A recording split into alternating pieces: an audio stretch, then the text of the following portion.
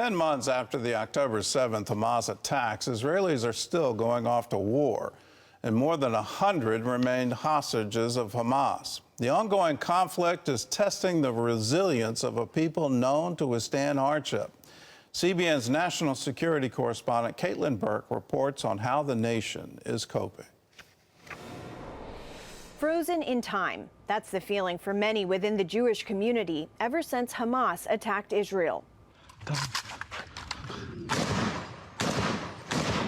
The morning of the 7th, everybody remembers like where they were at that moment. Active duty and reserve soldiers alike immediately packing their bags and responding to a call that had not yet come. He just picked up his, his gear, got all his things for reserve duty. His friend from his crew picked him up and they drove straight to the base. And he got ready in like 5 minutes and he gave me a hug and he said, "I'll take your car and I'll bring it back." Next time I saw my car, it was 3.5 months later. Family members left behind to wonder, worry, and hold down the home front, then and now.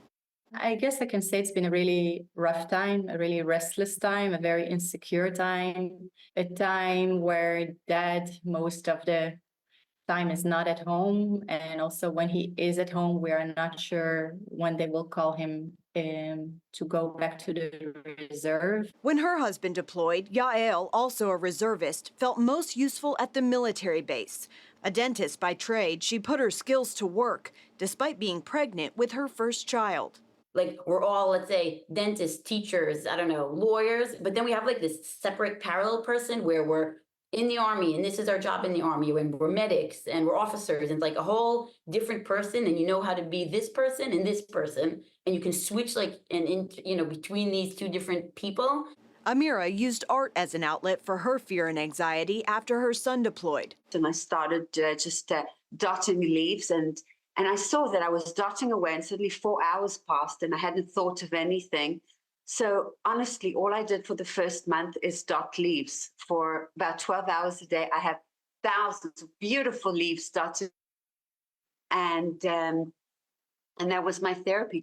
What started as a distraction for her mind became an inspiration for others overcome by war when it was featured in a Knesset exhibit on the resilience of soldiers and families. And I see from my friends, we all going through the anxiety, sleepless nights, taking medication, having panic attacks, trying to be strong when the boys come back from the Army and, holding ourselves. And as soon as they leave, we fall apart again. With her husband still cycling through deployments, Crystal knows that feeling all too well.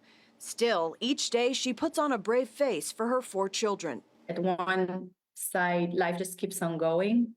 The children were in school, now they have vacation, they have like a program that they do things in the vacation.